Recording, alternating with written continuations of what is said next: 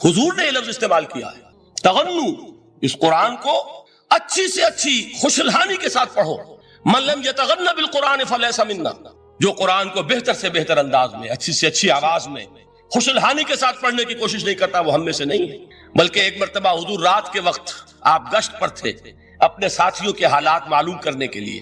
حضرت ابو موسیٰ اشعری رضی اللہ تعالیٰ عنہ ایک صحابی ہیں، ان کے گھر کے پاس سے گزر ہوا، وہ رات کو تہجد پڑھ رہے تھے، کھڑے ہوئے کیف کے عالم میں قرآن تلاوت کر رہے ہیں۔ حضور کو بہت پسند آئی ان کی قرات، کافی دیر تک وہاں کھڑے سنتے رہے۔ اب انہیں کیا پتا کون سن رہا ہے، بالکل اسی طرح سمجھ لیجئے ایک بات یاد آئی ہے، حضور فرماتے ہیں کہ جس طرح کان لگا کر اللہ قرآن کو سنتا ہے کسی چیز کو نہیں سنتا۔ ہمیں نظر نہیں آتا نا، ہمیں معلوم نہیں، ہم قرآن پڑھ رہے ہیں تو سننے والا کون ہے؟ سب سے زیادہ کان لگا کر خود اللہ۔ یہاں اس لیے مجھے یاد آیا کہ ابو موسیٰ اشعری کو کیا پتا تھا کہ کون سن رہا ہے؟ وہ اپنی کیفیت میں نماز میں تہجد میں قرآن کی تلاوت کر رہے تھے، اور ظاہر بات ہے ان کے گھر ایکڑوں میں بنے ہوئے نہیں تھے، ایک ایک کمرہ، ایک ایک کوئی حجرہ، ایسے ہی تو گھر تھے نا صحابہ کے، لہذا حضور پاس سے گزرے، آواز آئی، کافی دیر سنتے رہے۔ اس کے بعد آپ تشریف لے گئے، صبح فجر میں ملاقات ہوئی تو حضور نے تحسین کے انداز میں فرمایا، یا ابا موسیٰ انک قد اوتیت مزمارا من مزامیر آل داؤد، اے ابو موسیٰ تمہیں تو آل داؤد کے سازوں میں سے ایک ساز اللہ نے عطا فرما دیا ہے۔ جس طرح حضرت داؤد، لہن داؤدی مشہور ہے کہ جب وہ پچھلے پہر رات کو حمد کے ترانے الاپتے تھے، قرآن میں ہے کہ پرندے شامل ہو جاتے تھے ساتھ، اور پہاڑ وجد میں آتے تھے، پہاڑ بھی ان کے ساتھ شریک ہوتے تھے۔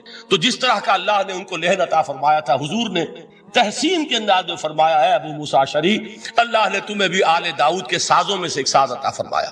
بہرحال قرآن مجید کا جو یہ میوزک ہے، قرآن کے الفاظ کا جو حسن ہے، جہاں تک حسن معنوی ہے وہ تو ہر لفظ میں ہے، لیکن یہ حسن ظاہری، حسن صوتی، حسن لفظی، یہ اپنے کلائمیکس پر آپ کو نظر آئے گا سورہ رحمان میں۔ لیکن قرآن میں یہ سورت اس اعتبار سے بھی ممتاز ہے، اس کی 4 آیات پر ذرا توجہ کریں گے، عجیب حقائق سامنے آئیں گے۔ جہاں یہ قرآن مجید کے حسن صوت اور حسن لفظی کی معراج ہے، وہیں اس کی پہلی 4 آیات میں 4 چوٹی کی چیزوں کا ذکر ہے، سب سے اونچی چیز ہے۔ پہلی آیت کیا ہے؟ الرحمن، ایک آیت ہو گئی۔ رحمان کیا ہے؟ اللہ کا نام ہے۔ کبھی آپ نے غور کیا اللہ کے ناموں میں سب سے پیارا نام کون سا ہوگا؟ رحمان۔ کیوں؟ اس کا مادہ کیا ہے؟ رحمت۔ ہمیں سب سے بڑھ کر جس چیز کی ضرورت ہے وہ کیا ہے؟ رحمت خداوندی۔ نام اچھی طرح سن لیجئے اس حضور کے قول کو۔ حضور فرماتے ہیں کوئی شخص جنت میں مجرد اپنے عمل کی بنیاد پر داخل نہیں ہو سکے گا جب تک کہ رحمت خداوندی دستگیری نہ کرے۔ کسی صحابی نے بڑی ہمت اور جرأت کا ثبوت دیا کہ پوچھ لیا، کیا حضور آپ بھی؟ جب آپ نے فرمایا کوئی شخص داخل نہیں ہو سکتا جنت میں محض اپنے عمل کی بنیاد پر جب تک کہ رحمت خداوندی جو ہے وہ دستگیری نہ فرمائے۔ پوچھا گیا کیا آپ بھی؟ آپ نے فرمایا ہاں میں بھی۔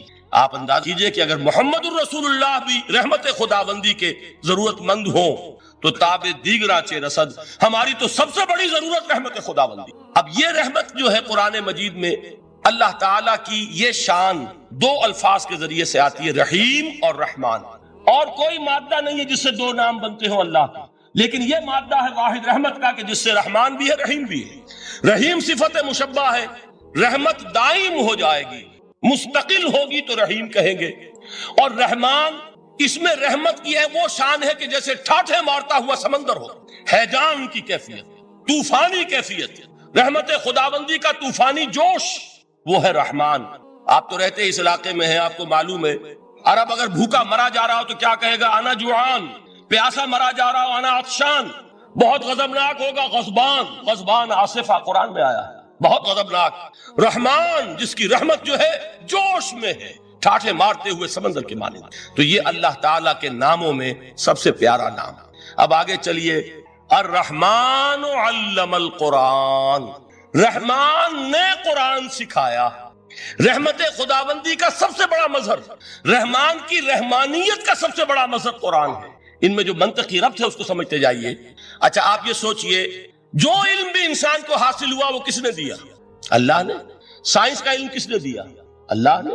علم آدم الاسماء کلہا، وہ علم الاسماء جو حضرت آدم کو دے دیا گیا تھا ازل میں، یہ اسی کا ظہور ہے، یہ اسی کی ایکسفولیشن ہے جو ہو رہی ہے اور ہوتی رہے گی ابھی۔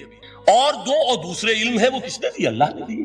لا یحیطون بشیء من علمہ الا بما شاء، مخلوق میں سے کوئی اللہ کے علم میں سے کسی شے کا احاطہ نہیں کر سکتا مگر وہ جتنا اللہ دینا چاہے۔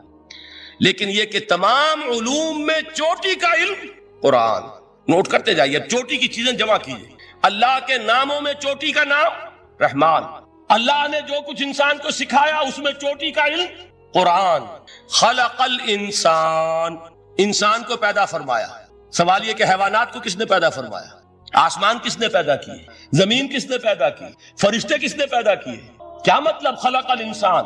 اس کی تمام مخلوقات میں اس کا کلائمیکس، اس کی تخلیق کی معراج، اس کے تخلیق کا نقطہ عروج انسان ہے۔ یہ ہے کہ جو مسجود ملائک بنا ہے۔ وَلَقَدْ كَرَّمْنَا بَنِي آدَمَ وَحَمَلْنَاهُمْ فِي الْبَرِّ وَالْبَحْرِ وَرَزَقْنَاهُمْ مِنَ الطَّيِّبَاتِ وَفَضَّلْنَاهُمْ عَلَى كَثِيرٍ مِّمَّنْ خَلَقْنَا تَفْضِيلًا۔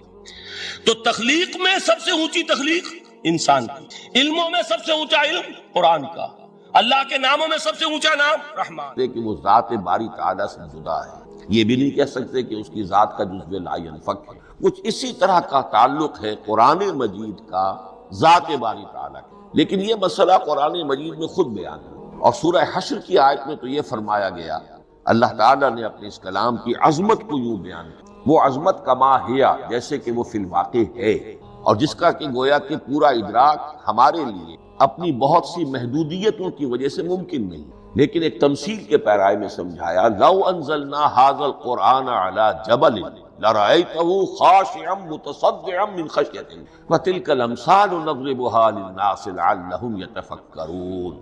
اگر ہم نے اس قرآن کو کسی پہاڑ پر اتار دیا ہو تو تم دیکھتے کہ وہ دب جاتا اور پھٹ جاتا اللہ کے خوف سے۔ اور یہ مثالیں ہیں جو ہم لوگوں کے لیے بیان کرتے ہیں تاکہ وہ غور کریں، تدبر کریں، سمجھیں۔ ما لا یدرک کلہ لا یترک کلہ، اگرچہ بتمام و کمال عظمت قرآن کا فہم ان کے لیے ممکن نہیں ہے، لیکن کسی درجے میں تو کچھ انعکاس اس کا ہو جائے، کچھ اندازہ ہو جائے، انسان اپنی ذہنی سطح کے اعتبار سے، اس کی مناسبت سے کسی درجے میں عظمت قرآن کا اندازہ کر لے تو اللہ تعالیٰ کے ان الفاظ کو سامنے رکھے کہ لو انزلنا ھذا القرآن علی جبل لرأیتہ خاشعا متصدعا من خشیۃ اللہ۔ اب اس آیت کو سمجھنے کے لیے سورہ اعراف کی آیت نمبر 143 کو سمجھنا ہوگا، اسی اصول کے تحت کہ القرآن یفسر بعضہ بعضا، قرآن کا ایک حصہ دوسرے حصے کی تشریح کر۔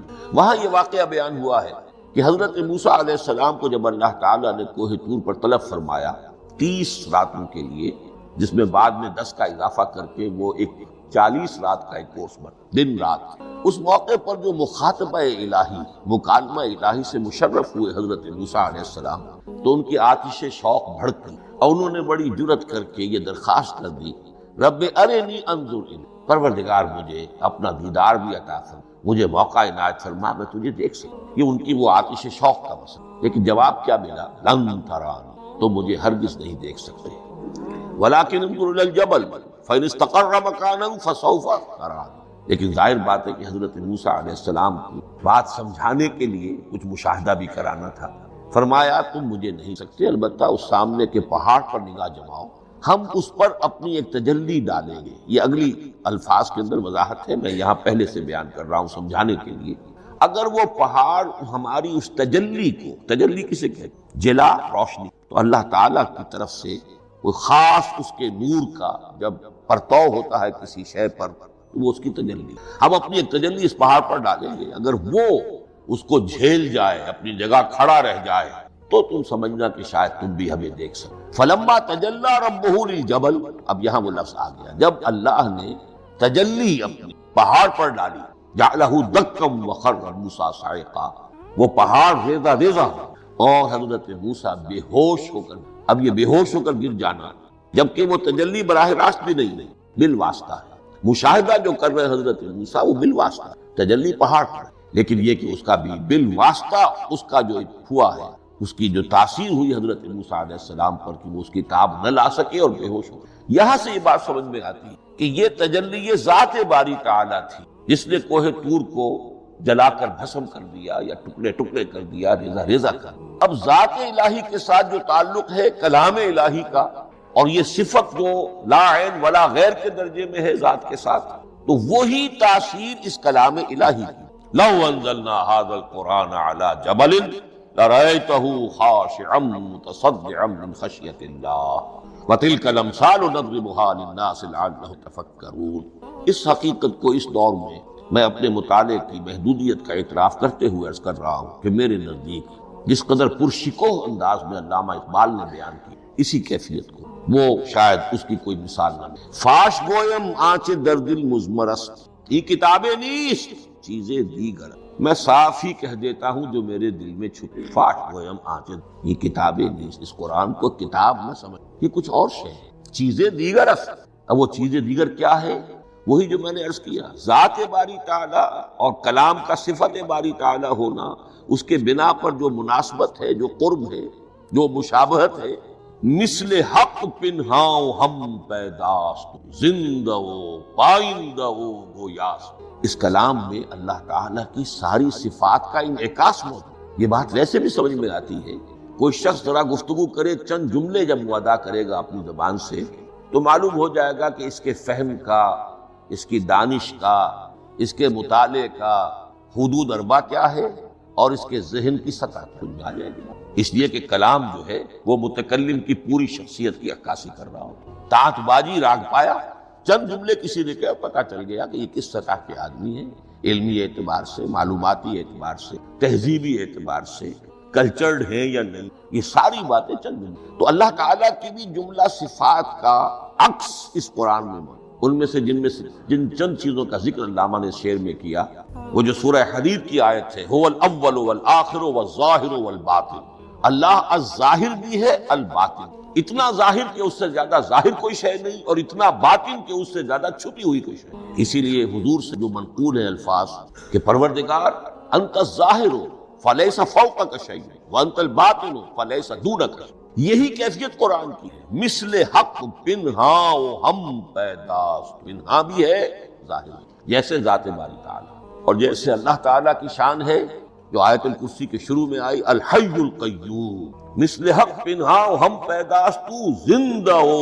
پائندہ ہو گویاست۔ یہ قرآن جو ہے اللہ تعالیٰ کی صفات کا ایک عکس اپنے۔ اس سے ذرا آگے چلیے کلام کے بارے میں۔ اب کلام الہی ظاہر بات ہے کہ صفت ہے، اور صفت قدیم ہے، اللہ کی صفات حادث نہیں ہے، اللہ کی ذات بھی قدیم ہمیشہ سے، اور اس کی صفات بھی قدیم ہمیشہ سے۔ اور یہ جو کلام الہی ہے، ظاہر بات ہے کہ یہ جو ہماری زبان کے حروف و اصوات ہیں، کلام الہی تو ان سے منزہ ہے، مبرہ ہے، ماورا ہے، اعلیٰ ہے، عرفہ ہے۔ ہماری زبانوں کے حروف و اصوات، الفابیٹس جگہ جگہ تبدیل ہو جائیں گے، انگریزی کے کچھ اور ہیں، اردو کے کچھ اور ہیں، عربی کے کچھ اور ہیں۔ کلام الہی ان تمام سے اعلیٰ، عرفہ، منزہ اور مبرہ۔ یہ کلام الہی جب بھی نازل ہوا ہے، ظاہر بات ہے حضرت موسیٰ پر اگر کتاب اتاری گئی وہ بھی علم الہی سے آئی، لیکن وہ عبرانی زبان میں آئی۔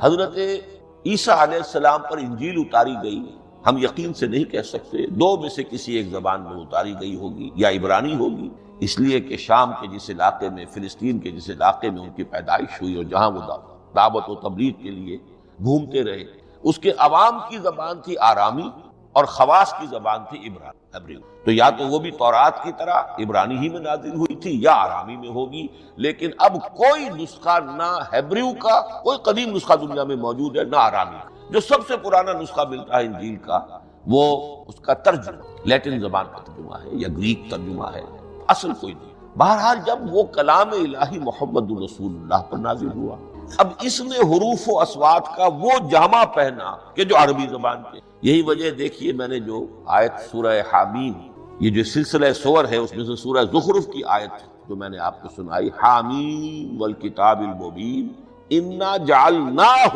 قرآنا عربیا لعلکم تعقلون، ہم نے بنا دیا ہے اپنے اس کلام کو قرآن عربی، اس کو عربی حروف و اصوات کا جامہ ہم نے پہنا دیا ہے۔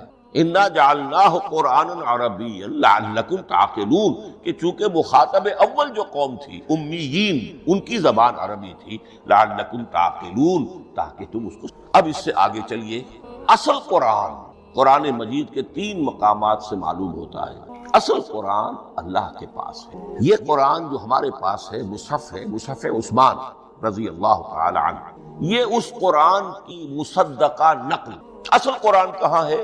ایک جگہ فرمایا بل ہوا قرآن مجید فی لوح محفوظ، لوح محفوظ میں اصل قرآن۔ اسی طریقے سے اسی سورہ زخرف کی اگلی آیت کیا ہے؟ ہم نے اسے عربی قرآن بنا کر اتارا، لیکن اصل قرآن کیا ہے؟ وَإِنَّهُ فِي أُمِّ الْكِتَابِ لَدَيْنَا لَعَلِيٌّ حَكِيمٌ، حقیقت میں تو یہ ام الکتاب میں ہے جو ہمارے پاس ہے، اور علی ہے بہت بلند، حکیم بڑی حکمت والا، یا محکم مضبوط۔ حکیم کے دونوں معنی، استحکام بھی اسی ہے کاف اور میم کے مادے سے، کسی شے کا پختہ ہو جانا، مضبوط ہو جانا، اور عقل کی پختگی وہ حکمت ہے، وہ دانائی ہے۔ اس اعتبار سے نوٹ کیجئے اصل قرآن کہاں ہے؟ لوح محفوظ میں۔ اصل قرآن کہاں ہے؟ ام الکتاب میں۔ اسی کو کہا گیا ہے ایک اور مقام پر فی صحف مکرمۃ مرفوعۃ مطہرۃ بایدی سفرۃ کرام بررہ۔ یہ قرآن، اصل قرآن تو بڑے صحیفوں میں، ان صحیفوں میں ہے، ان صفحات میں ہے، ان اوراق میں ہے، جس کی شان کیا ہے؟ مکرمۃ، ان کی انتہائی تعظیم کی، مطہرۃ، نہایت پاک صحیف، فی صحف مکرمۃ مرفوعۃ، بلند و بالا، مطہرۃ بایدی سفرۃ کرام بررہ، ان فرشتوں کے ہاتھ میں جو بہت باعزت، بہت اونچے درجے کے، ان کے ہاتھوں میں ہے۔ وہ لوگ ہیں جن کی تحویل میں ہے یہ کلام پاک، فی صحف مکرمۃ مرفوعۃ مطہرۃ بایدی سفرۃ کرام بررہ۔ اب اسی کو بیان کیا ہے سورہ واقعہ میں، فلا اقسم بمواقع النجوم، تو نہیں، میں قسم کھاتا ہوں ستاروں کے ڈوبنے کی جگہ، وَإِنَّهُ لَوْ تَعْلَمُونَ لَقَسَمٌ عَظِيمٌ، وَإِنَّهُ لَقَسَمٌ لَوْ تَعْلَمُونَ عَظِيمٌ، اور اگر تم جان سکتے تو یہ بہت بڑی قسم، بہت بڑی گواہی ہے جو ہم نے۔ اب تدریجاً اس کا انکشاف ہو رہا ہے۔ یہ آج جو تصور ہے بلیک ہولز کا، اس سے کچھ اندازہ ہوتا ہے، یہ ستارے کہاں ڈوب جاتے ہیں، بڑے بڑے ستارے نسیم منسیہ ہو جاتے ہیں، ستارے نہیں، پوری گیلیکسیز اس میں گم ہو جاتے ہیں، وہ مقبرے ہیں، بڑی بڑی گیلیکسی۔ فلا اقسم بمواقع النجوم وانہ لقسم لو تعلمون عظیم انہ لقرآن کریم، یہ قرآن ہے بہت باعث، فی کتاب مکنون، اور یہ اس کتاب میں جو چھپی ہوئی۔ یہ لؤلؤ مکنون کا لفظ آتا ہے قرآن مجید میں، جیسے موتی ہوتے ہیں انہیں چھپا کر رکھا جاتا ہے ڈبیوں میں، مخملی ڈبیوں کے اندر موتیوں کو، اسی طریقے سے فی کتاب مکنون لا یمسہ الا المطہرون، وہ صحیفے بھی بہت مطہرہ تھے اور ان کو چھو نہیں سکتے مگر وہی جو انتہائی پاک ہے، ملائکہ مقربین، جن کے قریب سے بھی ہو کر معصیت یا گناہ کا کوئی تصور تک نہیں گزر سکتا، وہ ہیں جو اس کو چھوتے ہیں، ان کے ہاتھوں میں ہے، ان کی تحویل میں۔ یہ ہے وہ چیزیں کہ جس سے اندازہ ہوا کہ اصل قرآن کہاں ہے۔ یہ جو ہمارے پاس ہے در حقیقت یہ نقل مطابق اصل ہے، مصدقہ نقل ہے۔ اب اس میں آپ سے عرض کر دوں کہ ایک بہت خوبصورت بات ہمیں جو ملتی ہے، تورات میں جو استثناء، جو صفر استثناء ہے، ڈیوٹرانومی، اس کے 18ویں باب میں 18ویں اور 19ویں آیات جو ہیں اس میں ذکر موجود ہے، میں ان کے لیے انہی کے بھائیوں میں سے تیری مانند ایک نبی برپا کروں گا۔ اللہ تعالیٰ کلام فرما رہے ہیں یا حضرت موسیٰ علیہ السلام، آج بھی موجود ہے، اولڈ ٹیسٹمنٹ، ڈیوٹرانومی یا کتاب استثناء، صفر استثناء، اس کا 18واں باب، اس کی 18ویں اور 19ویں آیات جگہ جا کر دیں، میں ان کے لیے ان کے بھائیوں ہی میں سے تیری مانند ایک رسول اٹھاؤں گا، میں ان کے لیے انہی کے بھائیوں میں سے تیری مانند ایک نبی برپا کروں گا، اور اپنا کلام اس کے منہ میں ڈالوں گا، اور جو کچھ میں اس سے کہوں گا وہی وہ ان سے کہے۔ یہ ہے جو پیشین گوئی ہے محمد الرسول اللہ صلی اللہ علیہ وسلم۔ اور یہاں وہ فرق واضح کر دیا گیا، اے موسیٰ، تم سے تو یا تو ہم نے کلام کیا ہے یا تمہیں جو کتاب دی ہے وہ لکھی ہوئی، لیکن جو نبی تیری ہی مانند میں برپا کروں گا۔ اب اس میں بھی نوٹ کرنے کی بات ہے کہ حضرت موسیٰ کے مشابہ نبی اکرم صلی اللہ علیہ وسلم کے سوا کوئی نبی نہیں۔ صاحب کتاب وہ بھی تھے، صاحب کتاب محمد، صاحب امت وہ بھی تھے، اور صاحب امت محمد تیری مانند، صاحب شریعت۔ حضرت عیسیٰ صاحب شریعت نہیں تھے، شریعت موسوی ہی کو نافذ کر دیں، ان کی حیثیت دین موسوی کے مجدد کی، ویسے نبی تھے، اللہ کے فضل و کرم سے نبی تھے، اس میں کوئی شک نہیں، رسول تھے، لیکن یہ کہ ان کے کام کی نوعیت کیا تھی۔ اس لیے کہ کوئی نئی شریعت لے کر نہیں آئے. اب بھی انجیل میں الفاظ موجود ہیں, don't think I have come to destroy law. یہ موزائک لا جسے یہ کہتے ہیں, شریعت موسوی, وہ تم پر نافذ رہے گی, تم اس کی پابندی کرو. چونکہ صاحب شریعت رسول یا موسیٰ یا محمد صلی اللہ علیہ وسلم علیہ السلام, تو میں ان کے بھائیوں میں سے, اب بھائی کون ہوں گے؟ ظاہر بات ہے بنی اسرائیل, ان کے کزنز کون ہیں؟ بنی اسماعیل. بنی اسرائیلی تو جو بھی نبی ہے وہ انہی میں سے ہے, ان کے بھائیوں میں سے. تو بھائی تو ہوگا, ان کا کزن ہوگا, اب وہ کون ہے؟ بنی اسرائیل. تو ان کے بھائیوں میں سے گویا کہ غیر اسرائیلی جو ان کے قریب ترین قرابت دار ہوں گے وہ بنو اسماعیل ہیں. تیرے مانند صاحب شریعت نبی میں برپا کروں گا, لیکن اس پر جو میرا کلام اترے گا وہ کس شکل میں اترے گا؟ میں اپنا کلام اس کے منہ میں ڈالوں گا, اور پھر وہ جو کچھ کہے گا وہ وہی کہے گا جو میں نے کہا ہے. اب اس کے حوالے سے ایک بہت اہم بات سمجھ لیجئے, اور قرآن مجید کے دو اہم مقامات کی وضاحت اس سے ہو جائے گی. یہ کلام اللہ, قرآن مجید میں اس کو قول جبرائیل بھی کہا گیا ہے.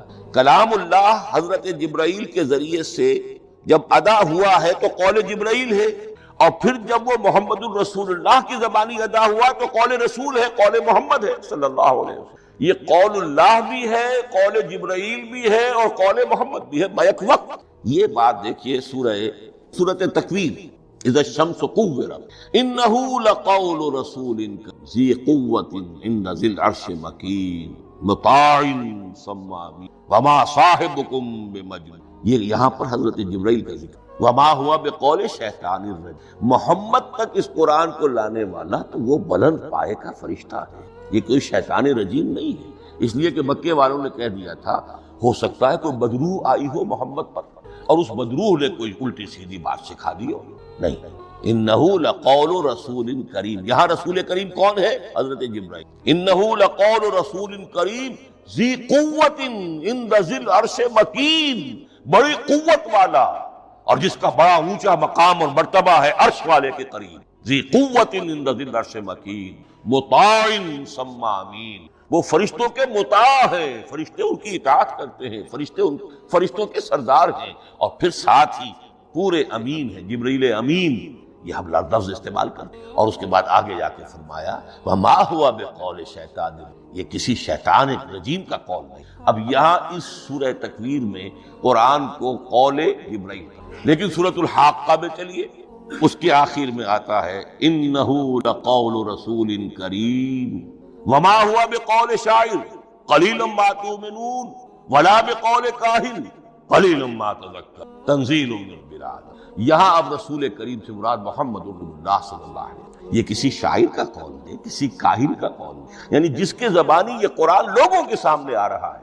جبرائیل کا قول ہو کر تو محمد پر نازل ہوا صلی اللہ علیہ وسلم, لیکن اب لوگوں کے سامنے وہ قول محمد بن کر آ رہا. انہ لقول رسول کریم وما ہوا بقول شاعر قلیلا ما تؤمنون ولا بقول کاہن قلیلا ما تذکرون تنزیل من رب العالمین. تو قرآن مجید کلام اللہ ہے, پھر وہ قول جبرائیل بنا جب جبرائیل نے آ کر محمد کو سنا, اور پھر وہ قول محمد بنا جب محمد کی زبان مبارک سے لوگوں نے اہل عرب نے سنا, اور پھر وہ بات پھیلتی چلی. اب آخری بحث اس موضوع پر جو ہے وہ یہ ہے, کلام الہی کی 3 صورتیں ہیں جو قرآن مجید میں سورہ شورى کی آیت نمبر 51 میں بیان. وما کان لبشر ان یکلمہ اللہ, کسی بشر کسی انسان کی یہ حیثیت نہیں ہے, مقام نہیں ہے کہ اللہ اس سے کلام کرے. یہ نہیں کہا کہ اللہ کے لیے ممکن نہیں ہے, نہیں, اللہ کے لیے تو ہر شے ممکن, لیکن کسی بشر کا یہ مقام نہیں ہے کہ اللہ اس سے کلام کرے. مخلوق ہے, بشر ہے. ما کان لبشر ان یکلمہ اللہ الا اب 3 شکل, الا وحیا او من وراء حجاب او یرسل رسولا فیوحی باذنہ ما یشاء انہ علی حکیم. 3 صورتیں ہیں کلامی, یا تو براہ راست اللہ وحی کر بغیر کسی فرشتے کی درمیان میں ذریعہ بنائے, اسی کا نام الہام ہے, اسی کا نام تحدیث ہے. یہ غیر نبی کے ساتھ بھی حضور نے فرمایا ہر نبی کی امت میں محدث جن سے اللہ کلام کرتا ہے, اور میری امت کا محدث عمر رضی اللہ عنہ. محدث نہیں, محدث کے معنی ہے علم حدیث کا ماہر. امام بخاری محدث ہے, امام مسلم محدث ہے. محدث تحدیث سے مفعول بنا جس سے بات کی جاتی ہے. محدث اللہ بات کرتا ہے, اللہ دل میں ڈال دیتا ہے، القاء ہو جاتا ہے، الہام ہو جاتا ہے، کوئی فرشتہ درمیان میں نہیں، براہ راست۔ دوسری شکل کلام کی کیا ہے؟ او من ورائے حجاب، یہ ہمارے علم کی حد تک صرف حضرت موسیٰ علیہ السلام کی شان ہے، استثنائی شان۔ وَكَلَّمَ اللَّهُ مُوسَىٰ تَكْلِيمًا، اور موسیٰ کے ساتھ تو اللہ نے کلام فرمایا جیسے کہ کلام کیا جاتا ہے۔ فرق کیا تھا؟ من ورائے حجاب، پردہ تھا، دیکھ نہیں سکتے، تبھی تو ان کی وہ آتشی شوق بھڑکی تھی۔ کیا قیامت ہے کہ چلمن سے لگے بیٹھے ہیں، صاف چھپتے بھی نہیں، سامنے آتے بھی نہیں، کلام بھی فرما رہے ہیں، لیکن یہ کہ بات مجھے دیدار عطا کر دے یار، رب ارنی انظر الیک۔ لیکن یہ جو کلام ہے ہمارے علم کی حد تک براہ راست اس دنیا میں حضور سے ہوا ہے معراج کی شب، لیکن وہ 7ویں آسمان پر۔ اس دنیا میں ہمارے علم کی حد تک یہ کلام براہ راست من ورائے حجاب صرف حضرت موسیٰ علیہ السلام کی استثنائی ہے۔ اور تیسرا ہے او یرسل رسولا فیوحی باذنہ ما یشاء، یا تیسری صورت یہ کہ اللہ کسی پیغامبر کو بھیجتا ہے جو وحی کرتا ہے جو اللہ چاہتا ہے۔ یہ تیسری شکل ہے بڑی۔ قرآن مجید اس تیسری شکل میں نازل ہوا ہے محمد رسول اللہ صلی اللہ علیہ وسلم۔ حضور کو جو الہام ہو جاتے تھے، جو حضور کو القاء ہو جاتا تھا، جو آپ کے دل میں براہ راست اللہ کی طرف سے وحی آتی تھی، وہ قرآن میں شامل نہیں ہے۔ اگرچہ حضور کے خواب بھی سچے تھے، وہ بھی اللہ کی طرف سے شیطان کی آمیزش نہیں ہو سکتی، لیکن یہ بھی قرآن میں شامل نہیں۔ قرآن میں شامل ہے تیسری قسم کی وحی، او یرسل رسولا، پھر ہم بھیجتے ہیں ایک پیغامبر پر فرشتوں میں سے۔ اللہ یصطفی من الملائکۃ رسلا ومن الناس، اللہ چن لیتا ہے فرشتوں میں سے بھی اپنا پیغامبر اور انسانوں میں سے بھی۔ تو فرشتے کے ذریعے سے ایک فرشتہ جو اللہ سے لیتا ہے اور انسان رسول انسان تک پہنچاتا ہے۔ اب وہ رسول انسان، رسول بشر جو ہے، وہ اپنے ہم نوع ہم جنس لوگوں کو پہنچاتا ہے۔ تو اللہ یصطفی من الملائکۃ رسلا ومن الناس، یہاں وہی بات فرمائی او یرسل رسولا فیوحی باذنہ ما یشاء، پھر وہ وحی کرتا ہے اللہ کے حکم سے جو اللہ۔ یہ کلام الہی کی یہ تیسری شکل ہے جو محمد الرسول اللہ صلی اللہ علیہ وسلم پر نازل ہوا، اور وہ ہے قرآن۔ اب ایک اور بحث جو علمی ہے وہ یہ ہے کہ حضور پر جو اس کا نزول ہوا اس کی کیفیات کیا۔ دو الفاظ استعمال ہوتے ہیں، انزال بھی اور تنزیل، ان دونوں میں فرق کیا، اس کو نوٹ کرنا چاہیے۔ لغوی اعتبار سے جان لینا چاہیے، نزل ینزل کسی کا خود اترنا، نازل ہونا، اترنا۔ انزل ینزل دفعتاً اتار دینا، کسی اور نے کسی شے کو دفعتاً نیچے اتارنا۔ یہی مفہوم نزلہ کے ساتھ بے لگ جائے تو آ جاتا ہے، با کے ساتھ نزلہ بہی، یہ اتارنے کے معنی میں آئے گا۔ لفظی ترجمہ یہ بھی کر سکتے وہ اترا اس شے کے ساتھ، نزل بہ الروح الامین، اس کو لے کر نازل ہوا خود روح الامین فرشتہ علی قلب کا، اے محمد صلی اللہ علیہ وسلم آپ کے قلب مبارک پر۔ تو نزلہ بے اور انزال اس کے معنی ہے، لیکن اگلا لفظ ہے تنزیل، نزل ینزل تنزیلا، اس کے معنی ہے رفتہ رفتہ، تدریجاً، نجمن نجمن، تھوڑا تھوڑا کر کے، وقفے وقفے سے اتارنا۔ جیسے عربی میں اعلام کہیں گے کسی کو کچھ بتا دینا، باخبر کر دینا، مطلع کر دینا، بھائی مطلع کر دیا میں نے، اب تم جانو تمہارا کام۔ یہ اعلام کہتے ہیں۔ تعلیم کسے کہتے ہیں؟ سکھانا، درجہ بدرجہ، دیکھنا اس کی استعداد کیا ہے، آج یہ کیا بات سمجھ سکتا ہے، میں اتنے ہی درجے تک سمجھاؤں گا، اب کل میں اسے مزید سمجھاؤں گا، پرسوں مزید سمجھاؤں گا۔ یہ درجہ بدرجہ کسی شے کو سمجھانا، یہ تعلیم۔ تو انزل ینزل انزالا، یہ ہے اتار دینا دفعتاً، اور نزل ینزل تنزیلا، یہ ہے تدریجاً اتارنا۔ اب قرآن مجید کے لیے یہ دونوں الفاظ مستعمل ہیں، لیلۃ القدر اور لیلۃ المبارکہ۔ اب یہ دو بھی نوٹ کر لیجئے، قرآن مجید میں چونکہ اہم مضامین کم سے کم دو جگہ پر ضرور آتے ہیں۔ انا انزلناہ فی لیلۃ القدر، یہاں انزلنا ہے، نزلنا نہیں ہے، انزلنا ہے، ہم نے اتارا اس کو لیلۃ القدر۔ اور باقی صورت تو آپ کو یاد ہوگی، وما ادراک ما لیلۃ القدر، لیلۃ القدر خیر من الف شہر، تنزل الملائکۃ والروح فیہا باذن ربہم من کل امر، سلام ہی حتی مطلع۔ لیکن یہ اہم مضمون قرآن مجید میں دوسری جگہ بھی ہے۔ سورہ دخان کے شروع میں فرمایا حامیم والکتاب المبین انا انزلناہ فی لیلۃ مبارکۃ انا کنا منذرین فیہا یفرق کل امر حکیم امرا من عندنا انا کنا مرسلین رحمتا من ربک انہ هو السمیع العلیم۔ یہ لیلۃ المبارکہ ہے، ایک ہی ہے، لیلۃ القدر اور لیلۃ المبارکہ۔ ان دونوں کے لیے وہی انزلنا. لیکن یہ کہ سابقہ کتابوں کے اعتبار سے قرآن مجید کا فرق واضح کیا گیا ہے. مثلا سورہ نساء کی آیت نمبر 136 بہت نمایاں ہے. وہاں فرمایا گیا یا ایھا الذین آمنوا آمنوا باللہ ورسولہ والکتاب الذی